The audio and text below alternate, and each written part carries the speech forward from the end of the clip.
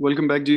तो हम लोग सीबीए के स्टेप्स देख रहे थे। टोटल 10 स्टेप थे, जिनमें से हमने अभी तक 7 देख लिए हैं। और अब हम यहाँ से आगे चलेंगे। स्टेप 7 डिस्काउंटिंग का था, जो हम फ्यूचर के कॉस्ट एंड बेनिफिट्स को आज की वैल्यू पे लेके आते हैं। इसके बाद हम क्या करते हैं कि हम ओवरऑल नेट प्रेजेंट वैल्यू हर ऑल्टरनेटिव की कैलकुलेट करते हैं। सवाल यहाँ पे ये, what are the overall impacts all present and future values have. तो नेट प्रेजेंट वैल्यू कैलकुलेट कैसे की जाती है कि नेट प्रेजेंट बेनिफिट्स में से नेट प्रेजेंट कॉस्ट निकाली जाती हैं या प्रेजेंट। अब चूंकि फ्यूचर वाली भी जो है वो अब आप ले आए हैं प्रेजेंट पे, कॉस्ट और बेनिफिट्स दोनों।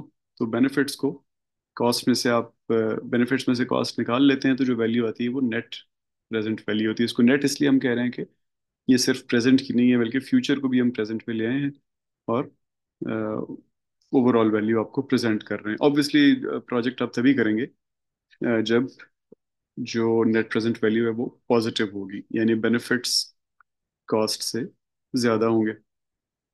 अब अगेन तो ये चीज़ें आपने जहन में रखनी है कि हम ये नहीं कह रहे कि नेट प्रेजेंट वैल्यू ज़्यादा होने का मतलब कोई इक्विटी नहीं है, कोई डेमोक्रेसी नहीं है, कोई इंसाफ नहीं है। हो सकता है कि किसी की कॉस्ट नहीं कंसिडर हुई हो। हो सकता है कि एक को बेनिफिट, नेट बेनिफिट में एक बंदे को बहुत बेनिफिट मिल गए हो और किसी एक को कॉस्ट पड़ गई हो। तो इस फिलहाल आपने इसको वर्च्यू या वैल्यू वाले सेंस से नहीं देखना, बल्कि सिर्फ नेट प्रेजेंट वैल्यू है और वो उसमें बेनिफिट ज़्यादा है और कॉस्ट कम है। अब वो प्रोजेक्ट तो आपने करना ही करना है कि जिसकी बेनिफिट ज़्यादा हो और कॉस्ट कम हो। लेकिन मल्टीपल प्रोजेक्ट हो तो उनमें से वो वाला प्रोजेक्ट करना है जिसकी नेट प्रेजेंट वैल्यू बाकी सबसे ज़्यादा हो। अ, अब सब बाकी सबसे ज़्यादा है, लेकिन पोटेंशियली सब प्रोजेक्ट्स में सबसे ज़्यादा नहीं है, क्योंकि हमने पोटेंशियली सब प्रोजेक्ट्स देखे ही नहीं है। जैसा हमने पीछे बात की थी कि यहाँ पे ज़्यादा से ज़्यादा हम रोड्स को आपस में कंपेयर कर रहे हैं, हालांकि पब्लिक का पैसा है।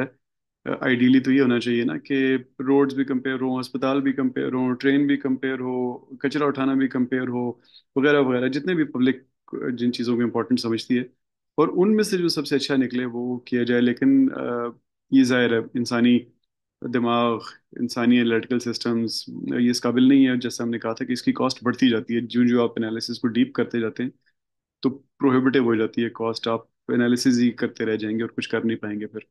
तो फिर जो जो प्रोजेक्ट आपके आपने सामने रखे होते हैं उनमें रिलेटिवली जो फिर सबसे ज़्यादा बेनिफिट वाला प्रोजेक्ट होता है वो आप ले लेते हैं। तो आप अपने केस में देखें, जिसको हम एग्जांपल लेके चल रहे हैं, तो उसमें I quickly go back to that slide. इसमें आप देखें तो जो नेट सोशल बेनिफिट है, सबसे बॉटम लाइन इसको हम कह लें, तो ये 3 प्रोजेक्ट्स की पॉजिटिव है। तीन कह लें कि ऑल्टरनेटिव्स की पॉजिटिव है और एक ऑल्टरनेटिव की नेगेटिव है। यानी विद टॉल्स प्रोविंशियल पर्सपेक्टिव वो बिल्कुल नहीं हो सकता। बाकी तीनों हो सकते हैं, और उनमें से without tolls, no tolls, global perspective सबसे ज़्यादा बेनिफिट्स, नेट बेनिफिट्स हैं उसके। सोशल नेट बेनिफिट्स तो अगर आप इन प्रोजेक्ट्स में से कोई करेंगे तो वो एक ग्लोबल पर्सपेक्टिव के साथ नो टॉल्स वाला प्रोजेक्ट करेंगे। अब इसमें शायद आपके जहन में आ रहा हो कि ये कैसे हो गया कि टॉल तो पैसे ऐड करता है, तो नो टॉल्स कैसे ज़्यादा फायदे वाला हो गया। तो अब आप इनकी फिगर्स पे जब गौर करेंगे ना, तो आप देखेंगे कि जब आप time and operating cost saving आप देख रहे हैं ना, एक तरफ ग्लोबल पर्सपेक्टिव में लिखा हुआ है 763 विद नो टॉल्स, और विद टॉल्स लिखा हुआ है 568। अब ये इतना बड़ा फर्क क्यों है? अ, इतना बड़ा फर्क है विलिंगनेस टू पे वाले सेंस में, कि जब आप किसी इंसान को कहते हैं ना कि ये पब्लिक के 100 रुपए मैं फलानी जगह लगा रहा हूँ, तुम यहाँ से गुजरोगे, मैं तुमसे 50 रुपए लूँ और ये पैसे लगा दूँ, तो वो उसको कुछ और वैल्यू देगा। और अगर आप उससे कहें कि तुम यहाँ से गुजरोगे, मैं तुमसे कोई पैसे ना लूं और ये पब्लिक के पैसे लगा दूं, तो वो कोई और जवाब देगा। तो विलिंगनेस टू पे जो है वो लोगों की विदाउट टॉल्स बहुत ज़्यादा होती है और विद टॉल्स बहुत कम होती है। इसके अलावा भी आप सारी फिगर्स देखेंगे तो आप एनालाइज कर सकेंगे कि मोनेटाइज करने में नो टॉल्स के साथ उसकी मोनेटाइजेशन ज़्यादा हुई है, विद ट्रॉल्स उसकी मोनेटाइजेशन कम हुई क्योंकि लोगों की विलिंगनेस टू पे चेंज हो जाती है। तो तीन में से चार आपके जो ऑल्टरनेटिव्स थे वो दे हैड पॉजिटिव। अगला है परफॉर्म सेंसिटिविटी एनालिसिस। अब जैसा हमने बात की कि वैसे तो हर चीज़ में आप आज आप प्रोजेक्ट शुरू करने लगे हैं और 6-8 महीने का प्रोजेक्ट है तो 8 महीने बाद कभी बताना बड़ा मुश्किल है कि सर ये की कीमत क्या होगी, लॉ एंड ऑर्डर क्या होगा, जॉब्स की सिचुएशन क्या होगी। आप इंडस्ट्री की तरफ रोड बना रहे हैं तो कहीं इंडस्ट्री की डिमांड पता नहीं होगी कि नहीं होगी, तो अनसर्टेनिटीज तो हर जगह होती हैं। लेकिन अगर आप ज़्यादा फ्यूचर में चले जाएं तो वो बहुत ज़्यादा बढ़ जाती हैं, तो फिर आपको अजम्पशंस करनी पड़ती हैं। आपको आपको लिखना पड़ता है कि मेरे ख्याल में उस वक्त ये जो हम रोड बना रहे हैं, मेन मोटरवे को कनेक्ट कर रहे हैं फैसलाबाद के साथ, तो फैसलाबाद में टेक्सटाइल है और टेक्सटाइल की डिमांड इतनी होगी, इतनी एक्सपोर्ट्स वहाँ से हो सकेंगी। तो इस वजह से नेट प्रेजेंट वैल्यू या प्रेजेंट वैल्यू वहाँ की एक्सपोर्ट्स की इतनी है, तो ये आपकी एजम्पशन होगी। अब जितना मतलब जितनी आप एजम्पशन करेंगे उतना फिर आपका सीबीए को लोग बिलीव करना कम हो जाएंगे। वो कहेंगे यार इसमें तो तुम हर जगह जगह पे assumption कर रहे हो, तो फिर वहां पे आपको अनसर्टेनिटीज को, एम्बिग्विटीज को डिफेंड करने के लिए सेंसिटिविटी एनालिसिस करने पड़ेंगे। अ, और हर चीज के बारे में बताना पड़ेगा कि ये चीज इतनी सेंसिटिव है, ये चीज इतनी सेंसिटिव है, क्योंकि बेसिकली तो आप डिसीजन नहीं कर रहे हैं ना, आप तो डिसीजन मेकर को एक एड दे रहे हैं। अब सेंसिटिविटी एनालिसिस किस किस की करें, जैसे मैंने आपको बताया कि सर ये कभी बड़ा मुश्किल है बताना कि 8 महीने बाद कितने का होगा, 6 महीने बाद कितने का होगा। तो फिर आपने सेंसिटिविटी एनालिसिस करने के लिए भी एक कह लें कि एक फैक्टर एनालिसिस करना होता है कि 150 वेरिएबल है मेरे इस प्रोजेक्ट में, इनमें से इन 15 पे हम सेंसिटिविटी एनालिसिस करेंगे, क्योंकि हमारा इनिशियल जो फैक्टर एनालिसिस है वो हमें बता रहा है कि ये 15 सबसे ज्यादा इम्पैक्ट वाले वेरिएबल्स हैं। वही रिग्रेशन इक्वेशन को जरा जहन में रखें। तो ये एक रिग्रेशन इक्वेशन है जिसमें पहले हमें 150 एक्स मिले, उनमें जिन एक्सेस का कोफिशिएंट 15 का 3 से ऊपर था उनको हमने ले लिया, क्योंकि हमारा जो आउटकम ऑफ कंसर्न है वो उनकी तरफ ज्यादा सेंसिटिव है। तो हम उन 15 की अब डिटेल्ड सेंसिटिविटी एनालिसिस करेंगे। तो this is how you filter out, कह लें उनको कि लेस इम्पॉर्टेंट वेरिएबल्स। और ये क्यों कर रहे हैं, क्योंकि कॉस्ट ऑफ सीबीए कम की जाए, और उसमें कम करते हुए आप ऐसे फैक्टर्स को हटा रहे हैं जिनके इम्पैक्ट कम है। अब जो जब आप ये हटा रहे हैं तो ऑब्वियसली इसकी भी एक कॉस्ट होगी। कुछ लोगों का के कंसर्न्स आपने खत्म उसके अंदर कंसिडर ही नहीं किया आपने, लेकिन बहरहाल प्रैक्टिकली आपने आगे भी बढ़ना है।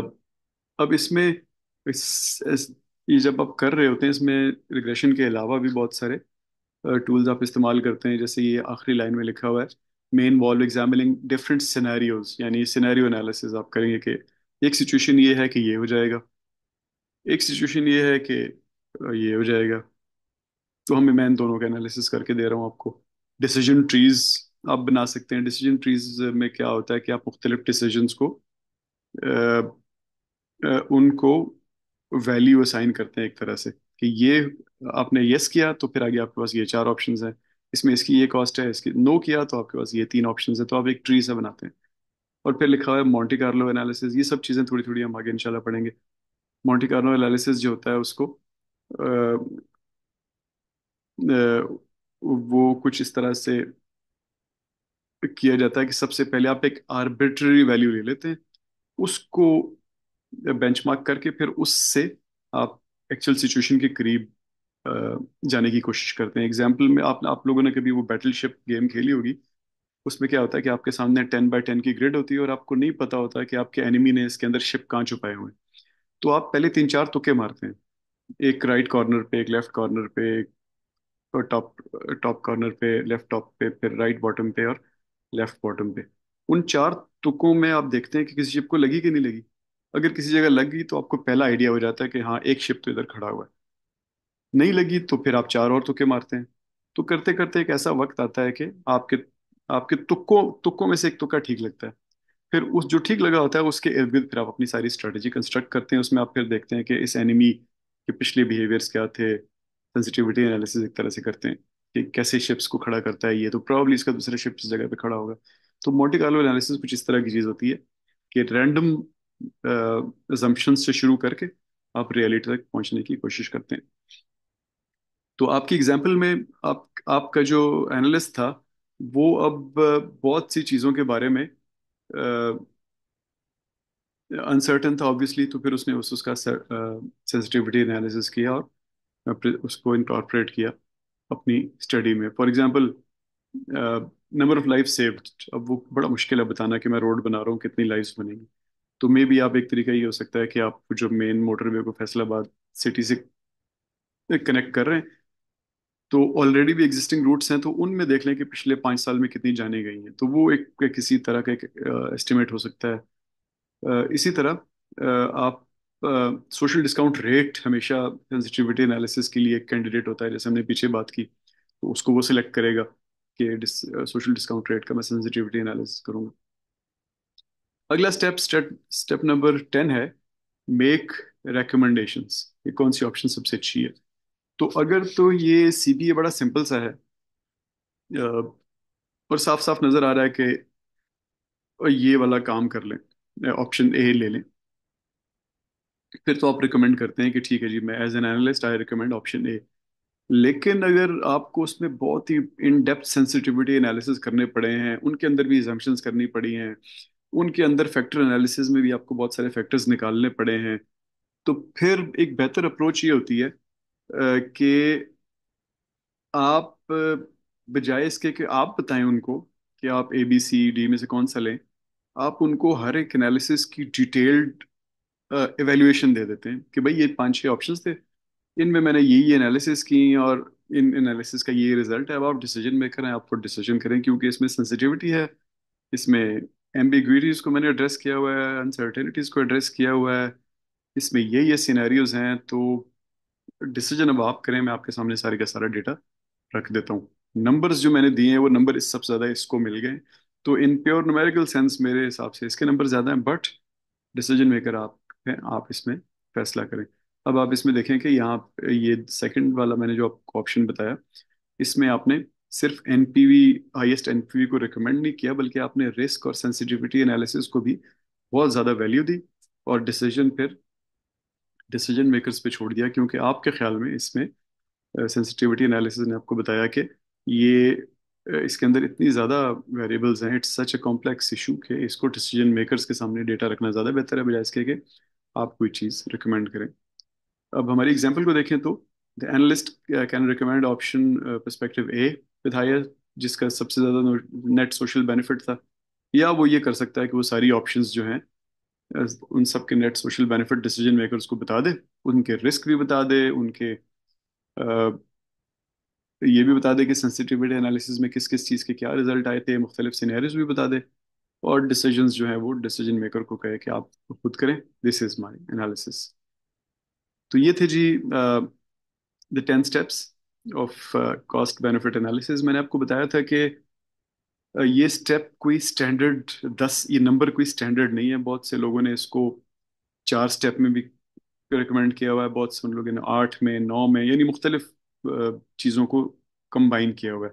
लेकिन एज एन एनालिस्ट आपको समझना ज़रूरी है कि यहाँ पे हो क्या रहा है, इन 10 स्टेप्स में हो क्या रहा है, कि सबसे पहले आपको पर्पस समझ आना चाहिए, और फिर आपने देखना है कि अब मेरे पास ऑप्शंस क्या हैं। यानी ये 2 स्टेप आप इकट्ठे कर लें, अलग कर लें, डजेंट मैटर, लेकिन ये दो चीज़ें होनी ज़रूर चाहिए। इन दोनों को मिला के स्टेप 1 का कोई नाम रख लें, लेकिन ये 2 चीज़ें होनी ज़रूर चाहिए। फिर आगे स्टैंडिंग किसकी है ये पता होना चाहिए बड़ा क्लियरली। जब स्टैंडिंग हुई तो पता चलेगा कि उनके बेनिफिट्स और कॉस्ट्स क्या हैं, तो ये चीज़ होनी बड़ी ज़रूरी है। और उन कॉस्ट को कैटेगराइज भी करना है आपने, तो इस तरह आप 3 और 4 को भी एक सेंस में कंबाइन कर सकते हैं। लेकिन ये दोनों चीज़ें होनी बड़ी ज़रूरी हैं, अलग कर लें कंबाइन कर लें, एज एन एनालिस्ट आपकी मर्जी है। फिर इसी तरह देखें आगे आपने प्रोडिक्शंस करनी है 5, 6, 7 में फ्यूचर के बारे में, बल्कि 5, 6, 7, 8 में फ्यूचर के बारे में, और फिर उनको एग्रीगेट करना है। तो आप 5, 6, 7, 8 को, या 5, 6 को, या 6, किसी 2 को, किसी 3 को, किसी 4 को इकट्ठा कर लें, या ना करें, अलग अलग करें, लेकिन ये चारों काम करने जरूर है। इसी तरह आखिर में सेंसिटिविटी एनालिसिस जरूर करना है, और आखिर में आपने पेश भी करना है सारे का सारा। तो ये 10 मैंने हर चीज़ को अलग अलग करके रखा आपकी किताब ने, यानी अलग अलग करके रखा। इसी किताब के पिछले वर्जन में आई थिंक 9 स्टेप थे, कोई दो कंबाइन हुए हुए थे। तो इट रियली डजेंट मैटर कि कितने स्टेप हैं, इंपॉर्टेंट चीज़ आपने ये समझनी है कि ये 10 काम करने हैं। अलग अलग करके कर लें, मिला के कर लें, आपकी मर्जी है। तो ये जी सेशन 2 था हमारे चैप्टर 1 के पार्ट 2 का। तो थोड़ी देर में सेशन 3 को देखते हैं।